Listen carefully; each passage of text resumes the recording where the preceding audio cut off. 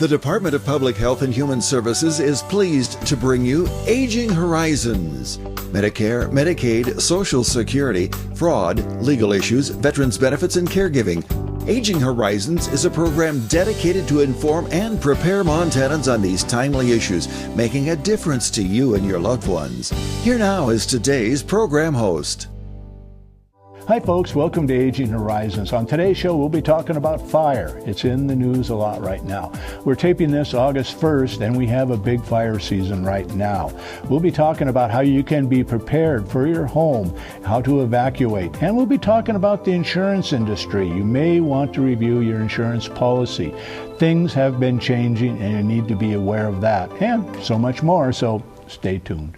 This October, author, scientist, and autism advocate Temple Grandin and Grammy Award-winning musician and anti-bullying activist Daryl J. Williams are coming to Butte for the Putting It All Together conference. 3 days of up-to-the-minute information for individuals with developmental disabilities and their families, plus an inspiring evening talk by Temple Grandin. Registration for the conference and admission to Temple Grandin's talk is free, but register early to ensure accommodations. Go to puttingitalltogetherconference.org for more information. Elder abuse is a growing problem, and it's happening right here in our Montana communities. At least 1 in 10 older adults are victims of physical or emotional abuse, financial exploitation, or neglect. To get help or report elder abuse, call your local area agency on aging or Adult Protective Services at 1-844-277-9300. Every 65 seconds, someone is affected with Alzheimer's or other dementias. Many become isolated at a time when help is most needed. If you or someone you love is affected, help is available, both for people with memory loss and their caregivers. Memory loss can feel frightening, but you are not alone.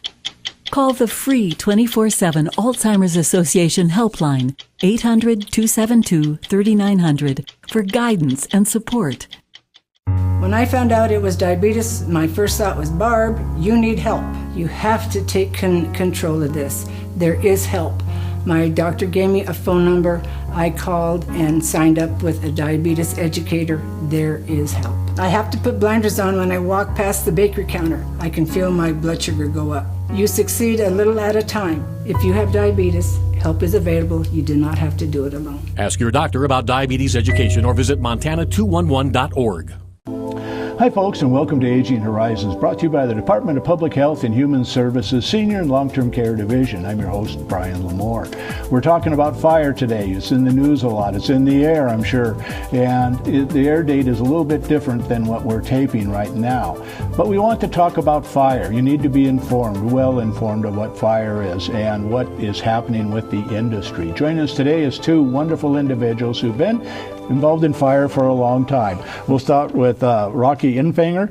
You're fire chief at Wolf Creek and Craig, and both of you are founding board members of the Firesafe Montana organization. And Pat McKelvey, you're on that also, and we've worked fires for a long time together. But Pat, let's start with you. What is the current situation right now, fires in Montana on August 1st? Well, this is actually for the entire Pacific Northwest here. Yeah. There's currently 6 new large fires just today. This morning they picked in. 93 fires totally being suppressed right now. For over 2,300,000 acres that have already burned. And as we tape this, that's actually, we're not even to the midpoint of the fire season. Yeah.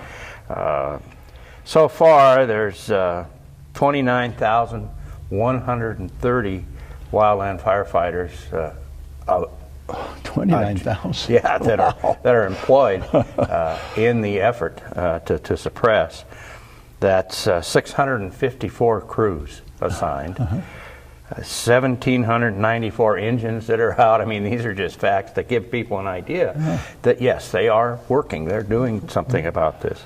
174 helicopters. And you mentioned evacuations. Right now there's evacuation orders out on 28 of these fires. Yeah. So that's an important part of what we want to mention today. Now the 29,000 firefighters, is that our inventory? I mean, we do have any in reserve? Is that everybody? That I don't know. But as always happens, you start getting a little short on resources. Yeah. And then they move around, of course. There's a lot of them from the east and southeast and southwest right now that have moved in, responding to orders from the fires. And a lot of our college students, or will be going to college. Yeah, well, that's a whole other thing. It happens every year. Once the college firefighters start going back to school, then we lose them as well. Yeah. Well, you know, we're talking about Firesafe Montana. We want to keep educating people about fires in Montana, what they can do prior to fires, maybe during a fire, or even after a fire. And you have 3 wonderful publications there that are easily accessible to people. What's Firesafe Montana all about, and how does it advocate for preparation? Firesafe Montana is not an organization that has grant money to do projects. Yeah. We certainly talk about setting them up and being prepared. But it's the education and information about what's going on statewide, and then the encouragement of the formation of local groups, so that people have that local contact, but we still have a statewide organization and feel for it. Yeah. And that's really what Firesafe Montana is about.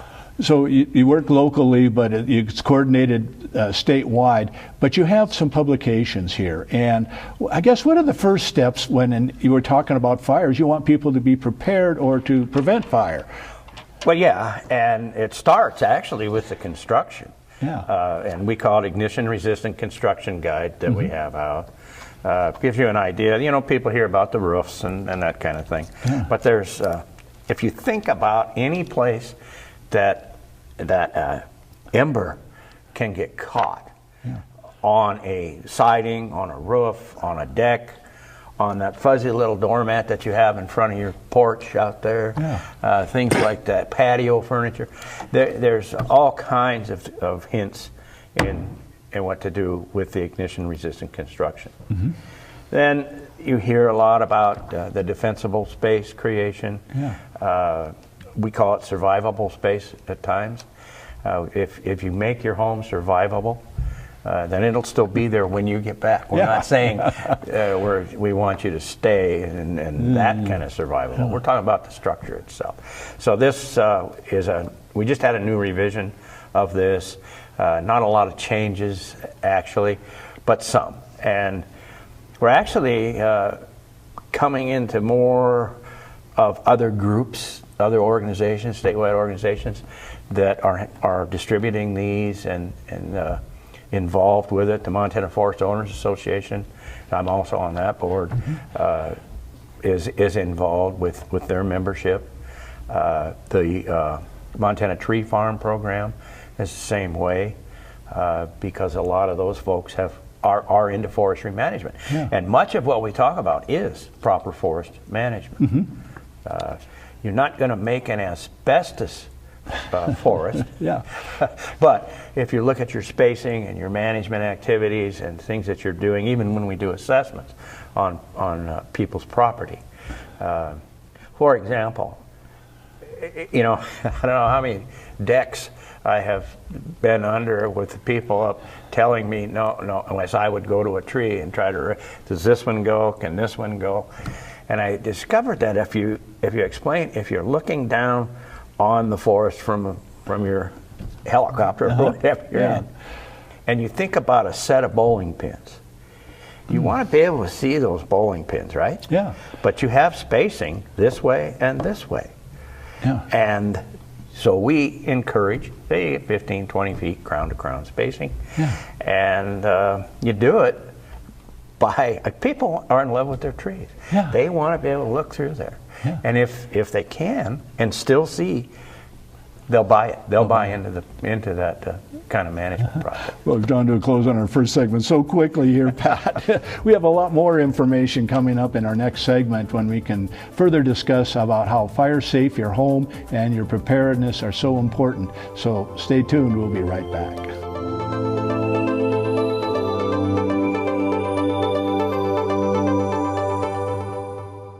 Can you say ombudsman? Ombudsman. Ombudsman? Uma Doodlesman? Fortunately, you don't have to say it right to get the help of a long-term care ombudsman. If you or a loved one reside in assisted living or long-term care, an ombudsman can help resolve any issue. And these services are completely free and confidential. Now, why don't you try that again? Ombudsman. Did you just text me? I didn't want to disturb you if you were sleeping. Sleeping? I'm sitting right next to you, silly. There you are. Hey, I found a couple of Medicare helping programs online that I think we ought to look into. It says if we qualify, we can get help paying for our prescription drugs. Oh, and there's a program that can help pay our Part B premium. To learn more about extra help and Medicare savings programs, call your local SHIP counselor today. Maybe I better text him. You've probably seen some big-name celebrities on your TV lately talking about all the Medicare benefits you're missing out on. But the insurance companies who are paying for these ads may be pushing benefits not available in Montana. Fortunately, help is available from a friendly state health insurance assistance program counselor who can help you sort it all out. It's free, and we screen everyone for eligibility regardless of your zip code. It's Montanans helping Montanans. Call today. A message from Firesafe Montana. Being a part of a community means working towards the safety of all. As a landowner in the wildland-urban interface, this means doing your part to protect your community from a devastating wildfire. Have you done your part? Fuel mitigation projects, ignition-resistant construction techniques, defensible space, safe evacuation routes. Firesafe Montana and your local fire authority can help. This message brought to you by Firesafe Montana and aired by the Montana Broadcasters Association. Welcome back to Aging Horizons. I'm your host, Brian Lamore, and we're talking about fire. It's all around us right now, and it's in the air, I'm sure. We're taping August 1st and airing August 24th, so there's a difference between this time period.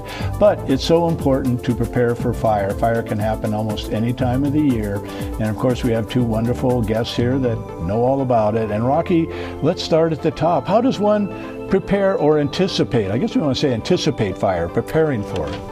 We need to always be prepared for any type of disaster that we may come in contact with. Fire at this point is our main focus right now. Preparation is a year-round thing. Don't wait till the last minute. You always need to prepare. Identify risks that may cause ignition to your home or property. Try to mitigate those risks.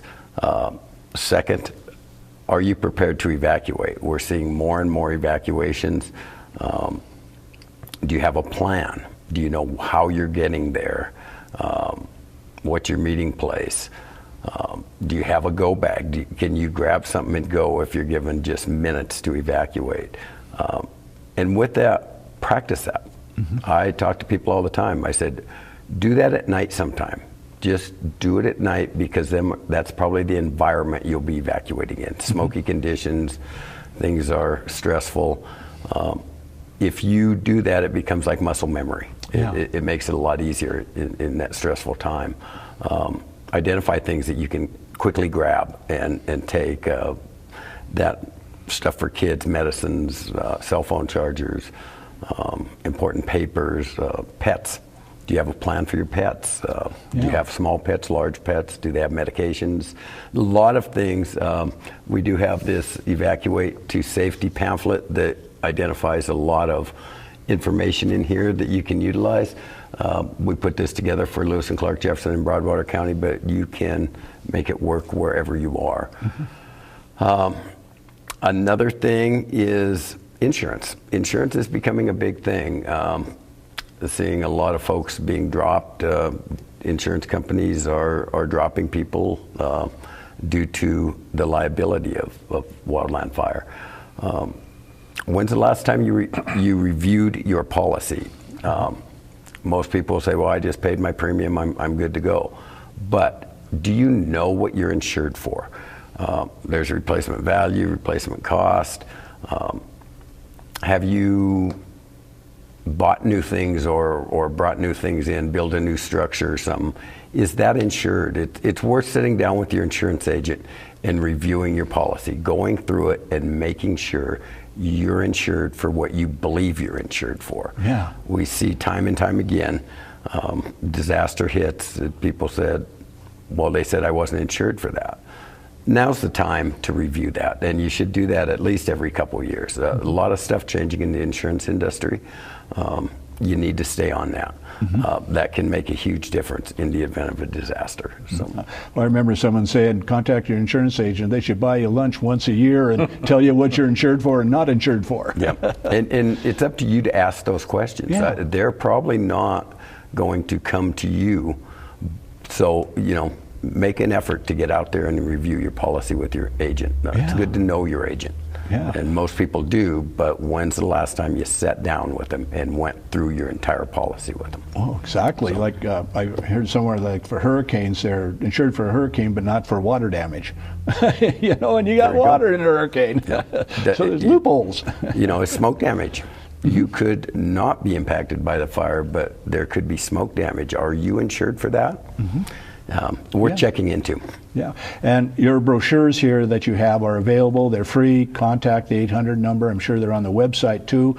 You'll see them around town in different places. You make sure that it's everywhere, and it's good information. And Brian, I'd like to add one thing. Is part of that preparation of getting ready for fire is sometimes the type of material you plant around your house and stuff. So at Montana City Fire Department, Tri-County has worked with the NRC and Northwest Energy and private folks to establish a fire-resistant garden with materials, plants there. It's a self-guided tour, worth walking through and give you an idea of the type of plants that do well in our area. So, and it's nice. Yes. Well, and we're not suggesting you live in a moonscape. Right. No. Yeah. Oh, now, Pat, you and I were on incident management teams, and when we tell people to evacuate, we get some amazing questions. What are some things they should consider? Well, the route, as he has said, that may not be the same route that you think of daily driving into town. And is the condition of that route? Has it been mitigated? A lot of things. How long is your access road? Is it wide enough? Are the mirrors being knocked off the side of the truck as you're driving through by the branches hanging over? Could a fire engine get in there and turn around? Can a tender get in there to get water to your structure? Those are all things that people don't necessarily think about in time. So it's about preparation. Yeah, and with this preparation, that's, again, I keep coming back to these 3 pamphlets that you have that are available to individuals. The time to prepare is ahead of time. Absolutely. Not the smoke's here, geez, where's this road I've been driving all my life? Where is it? I don't see where to go. These are available digitally on our website.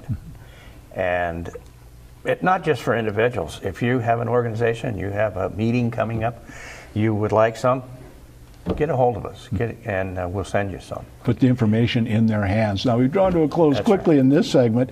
In our next segment, we'll be talking about the power companies advertising about public service disruptions in case of fire. It's a big issue. Let's discuss it more in the next segment. Stay tuned.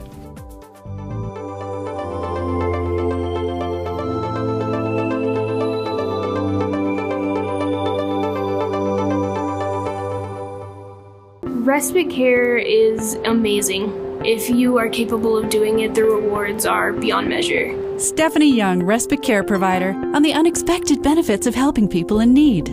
Being a respite care provider is an amazing experience. It's something that what you give, you get back 100-fold. You receive so much more than you could ever imagine. To find out how to change lives, including your own, go to respite.mt.gov. I think the most pleasant surprise when we turned 65 and signed up for Medicare Part B was finding out about our Welcome to Medicare preventive visit. It was free, and it gave us the opportunity to visit with our doctors and establish a plan for our health going forward. They reviewed our medical history, measured our height, weight, blood pressure, and counseled us on other risk factors. To learn more about Medicare's free or low-cost preventive and wellness benefits, call your local SHIP counselor at 800-551-3191. I mentioned it's free, right? Twice. This is Bill. He just received his new Medicare card and is following some simple rules to protect himself from fraud. He knows to never give out his Medicare, Social Security, or bank number over the phone. And this is Nancy. She knows that to detect any problems, she always reads her Medicare summary notice or Medicare Advantage EOB to make sure the billing is correct. Both Bill and Nancy know that anything suspicious can be reported to Montana SMP at 1-800-551-3191. I've been shooting since I was young. It's something I've always enjoyed.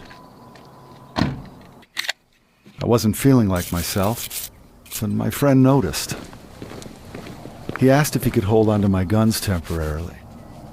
At first, I was a little shocked, but then I agreed. I think he saved my life that day.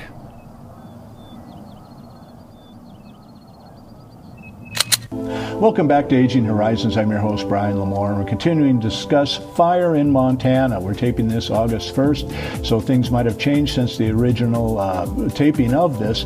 But what we're seeing on news and in advertising is Northwest Energy saying we might be shutting off power to your area. They call that the public service shutoff. And that's a new thing this year. And Rocky, what is this all about? Why did this start? Why is it important? Why are they shutting off power? There's a liability for their lines igniting a fire due to whatever, be it high winds or, snapping off poles, bringing down lines, trees into lines. Mm-hmm. So in order, I believe, and I'm not speaking for Northwest, but that they're trying to reduce their liabilities out there. We've seen this time and time again in California. We're seeing it in Montana. The West Wind fire up in Denton was started by a power pole. Mm-hmm. So they do have liabilities there, and I think they're trying to reduce their liability and improve safety at the same time. Mm-hmm. They're calling it PSPS, Public Safety Power Shutoff. I would go to Northwest Energy's website, become more familiar with that, because that could have huge impacts. There's stages, and there's a graph in there that shows that the different stages of it up to the point they shut it off. And power could be off for 48 to 72 hours. They're going to ensure that all of their lines are in good shape before they turn that power back on. How is that going to affect you? Are you prepared? We are used to flipping a switch and power being there. Yeah. It may not. That can affect air conditioning, refrigerators, freezers, your wells, anything that requires electricity if you don't have some backup source. Mm-hmm. And a lot of people live off the grid in a lot of outlying areas, so they're probably fine because that's, they don't use the main power. But it's worth going to their website, becoming familiar with the program. It's new. Just like everything else, you have to become prepared. Yeah. And understanding what the program is, why they are doing it, and your role is preparing for that. It isn't going to help at the time to start screaming, I need power, I need power. What's your alternatives? People, garage doors, do they open? Do you know how to open a garage door without power? There's a lot of factors involved in this. Mm-hmm. Well, I got to run down and get gas. Well, gas stations don't have power either. Mm-hmm. You're not getting gas. You may not be able to buy stuff because cash register it's all electronic. So this could have some huge effects, but it's very well worth your time to become familiar with this program that they've rolled out and may implement it at any time. Yeah, and I think it's important too to be aware of how that would affect you. But if you have loved ones that have medical devices that are electrically operated, how can you help them when the devices go off? Because they don't have a way to get power they shut power to everyone. There's no selecting someone to get that, and you got to have that consideration, right? I mean, it's so many things we got to think about. CPAP machines are a good example. If you're on a CPAP, is that going to operate? What's the backup plan for that? I believe there are backups for some of that stuff. You can get oxygen tanks and stuff. Oxygen tanks are an alternative. They also are a hazard if you are involved in a fire. So they may not be flammable, but they do support combustion. So, well, I like what we kind of mentioned earlier. I mean, we're talking about fire, but other disasters can happen, because I know when they have hurricanes, everybody needs generators.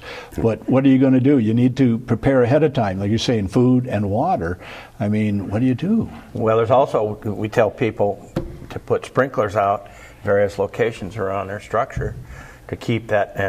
But if you can't run your pump to sprinkle, then you've lost that kind of a protective mechanism that we say turn them on and leave them on. So emergency generators are an answer. I mean, some will be whole house power, some won't.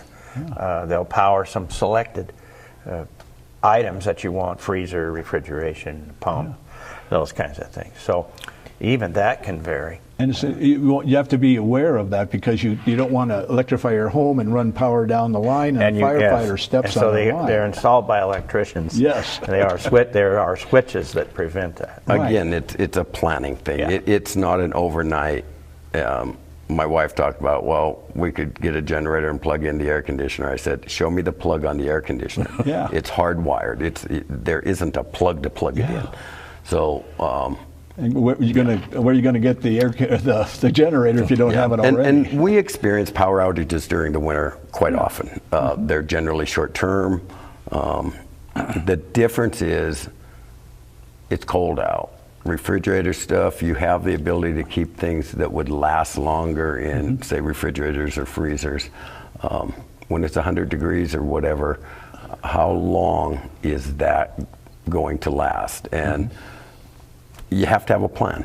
And again, this whole thing is planning. Planning is always ongoing, whether it's preparing your home and property, planning your evacuation stuff, what happens in the event of power, or anything else. Now, Pat, we have less than a minute left. Tell us more about Firesafe Montana and the resources that are available to our viewers. Firesafe Montana, like I said, is for education, information, that kind of thing. So feel free to ask. Like I said, if you have another organization that has something coming up, we're going to be on a panel of the insurance folks in September. We will have our publications with us, and certainly available to you to order. Just go on the website, www.firesafemt.org, and you can order them. Well, thank you both for your service and being here. I mean, you've been longtime advocates for fire, and a lot of people are safe and warm because of you, so thank you for your service. And for our viewers, thanks for joining us. We'll see you soon on another edition of Aging Horizons.